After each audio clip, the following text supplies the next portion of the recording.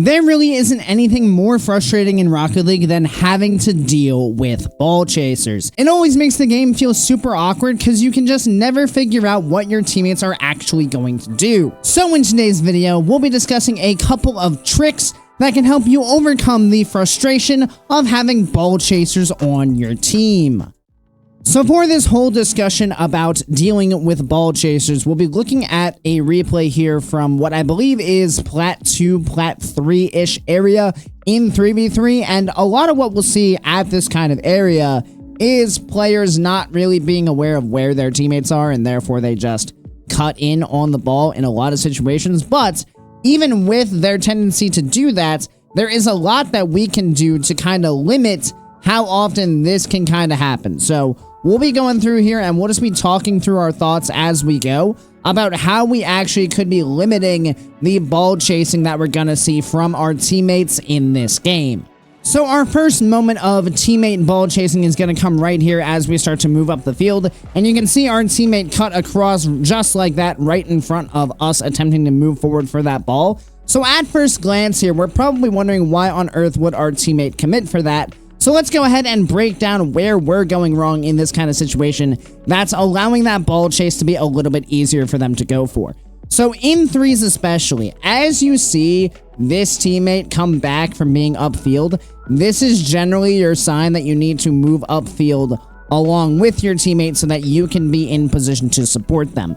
The problem we're going to run into here is as Zay moves up the field, just look at how much space we're keeping between ourselves and the ball, and because of this massive amount of space, when this challenge comes out and the ball just rolls into like this area, our teammate is not going to see anyone in this area ready to challenge this ball, so he's just going to decide that he wants to deny the space from the opponents, and he's going to cut across for it. So if we want to prevent him from doing that, we need to actually put our car in a spot that he can see us, so that we can actually be in a position to support him off this challenge. Because if we look at his perspective as he goes for this ball, you can see that as this rolls out, he can see his one teammate way back here, but his second teammate, he has no idea. There's nobody here, so he doesn't want to give up the space to these opponents. Now, I don't think this is the best challenge angle for him to go for, knowing that he probably has two teammates behind him, but you also can't really blame him for wanting to cut down this space when you are not in a position to actually capitalize on this pretty decent challenge from our teammates. So one of the big things when you want to prevent your teammates from being able to ball chase is you need to actually put yourself in position to play off the ball quickly. If you're too far away from the play and the ball just kind of lingers in a spot and it's just bouncing along, they are far more likely to go, well, I don't want to leave this ball for free. My teammate's not here, so let me just go ahead and cut back in. If you're here, he might still go for this, but if he can see you, it is much more likely that he recognizes this and chooses to just go back. So you need to do the best that you can to put yourself in your teammate's vision so that they actually know where their support is and they don't just feel like they need to do everything themselves. We're going to see another very important moment right here as, again, our team moves up on offense. So as you play through your game, if you're dealing with teammates who like to chase the ball, you'll be able to tell pretty easily because you'll end up in positions like this where they're just both kind of going at it and you're just kind of sitting back and watching where things are going. So what we're going to see initially here is a very good job by this player to just wait patiently, not dive in, and they'll just chill because they know their teammates are going to kind of be pouncing around the ball, so they're just waiting.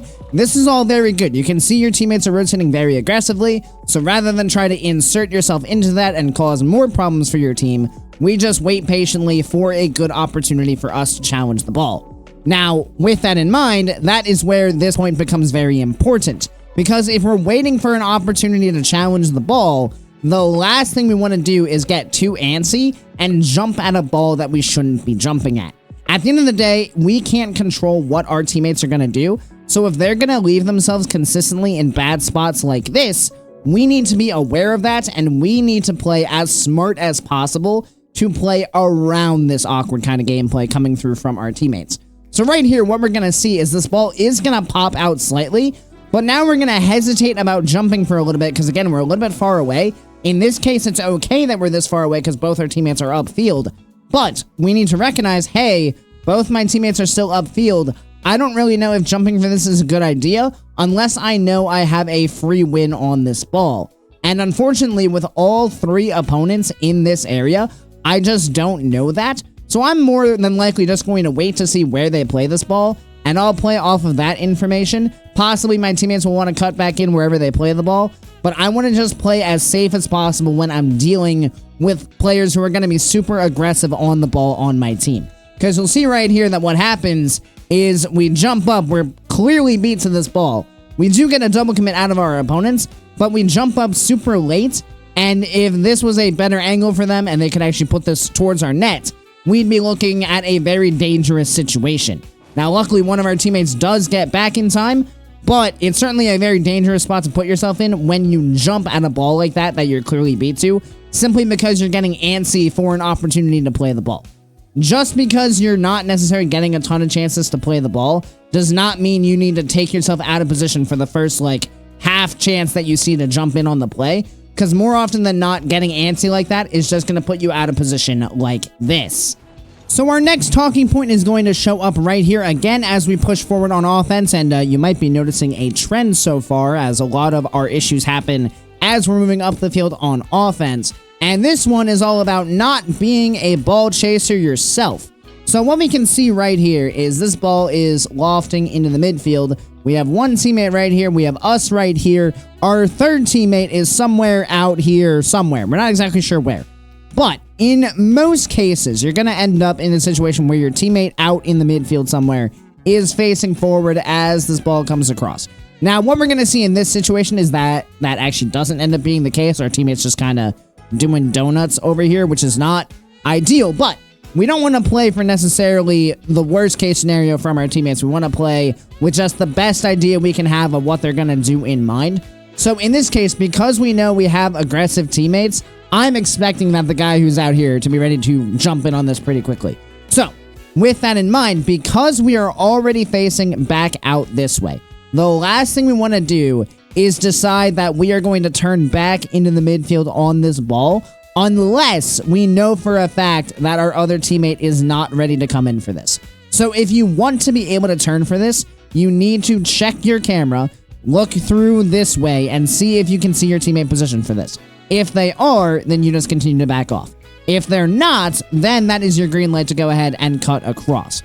The reason we don't want to cut across without this knowledge is if our teammate is here and we cut across, then we are just doing exactly what we're getting annoyed at our teammates for doing as we do the ball chasing of cut across the field while there is someone in a perfectly fine position to play the ball. And even worse, if we're going to cut for this, one, we need to have that knowledge, but then when we do cut for this, we need to actually do something with this positioning. Either we just need to sit here and force this touch to come out and then rotate back, or we need to jump way faster for this ball. In this situation, it looks like jumping faster for this ball is pretty unlikely with just how awkward this is. So once we're in this kind of spot and we see this guy here up in the air, it should be pretty obvious that, yeah, we're not going to jump. We're just going to turn back, and hopefully our teammate can be ready to play this ball bouncing off the sidewall like that from over there, and we'll just rotate back behind them. What we don't want to do is we don't want to, again, go for a bit of a ball chase where even though we're clearly beat to this, we try to jump for it, because what that does is it strands both ourselves and this teammate in our opponent's final third, while the opponents are able to go downfield in basically a 3v1 against our last teammate. And now because of that, our last teammate is left completely alone on fairly low boost back there. He misses that touch, and the ball is just in the net. But if we hadn't dove for that ball and had just calmly rotated back, that would not have been an issue at all. Because even if our teammate had made that mistake along the backboard, we would have been in a position like around here to be able to cover off of that mistake for him. So the last moment we're going to talk about here is actually going to occur on the defensive side of the ball. So you can see our teammates are kind of launching themselves a bit far forward. We swing on around, ball off the corner wall, and it just kind of bounces into the net. And you can see we show a bit of frustration as this goal goes in.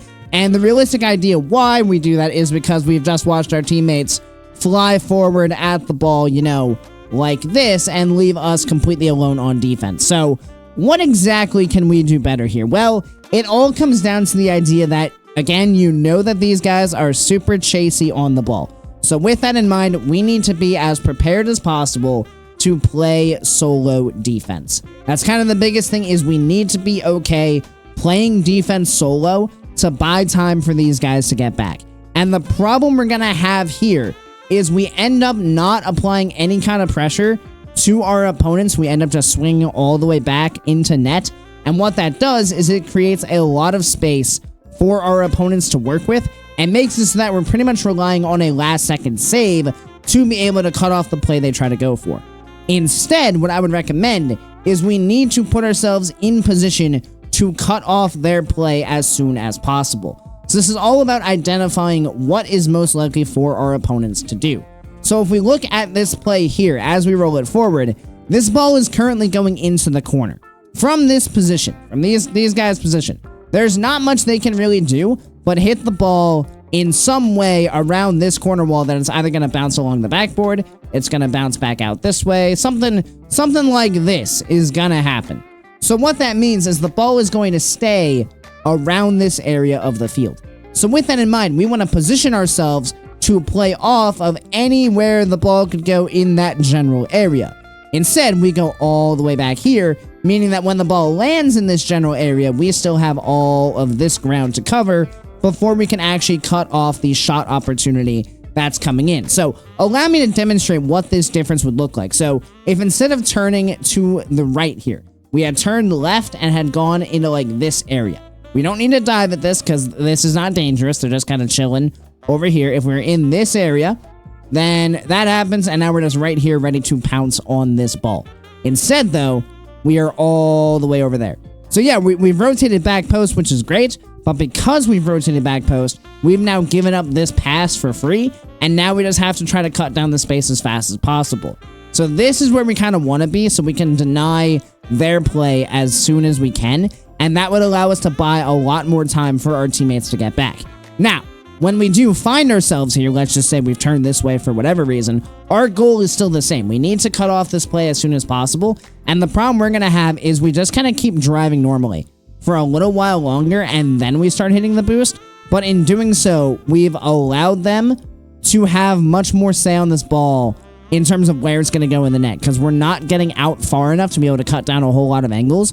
So as soon as this ball is bouncing off the backboard, if we're this far away, we need to just be hitting the boost as fast as possible. Like, we should already, at this point, be starting to boost this way, because we know the ball is bouncing somewhere into that area, so we need to go. Instead, we just kind of take our sweet time, and then by the time we finally do go, we just send ourselves flying as fast as humanly possible, which in fairness, we do cut down quite a number of angles, but because we're kind of out of control of our car and just moving forward as quickly as we can, we're not really considering where we should be placing our car, and you can see that we end up just flipping directly past it as they kind of go for a bit of a delayed touch. But that entire play is set up by us just not positioning ourselves in the best spot we can. So hopefully that does give you guys a bit of an idea on things you can do to help yourself overcome the frustration that is ball chasers in your games.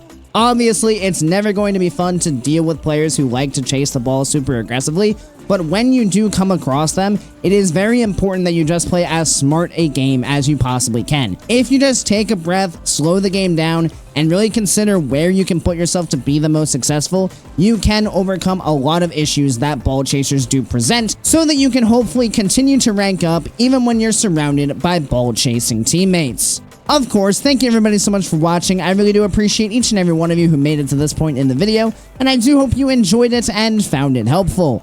If you did, make sure you click that subscribe button right down below, so you make sure you don't miss any future Rocket League content. Additionally, if you'd like to be a bit more involved in the community we're building here, feel free to check out my Discord, which I'll have linked down in the description. And as always, I hope you guys have a great rest of your day, and I'll see you next time. See you later, guys.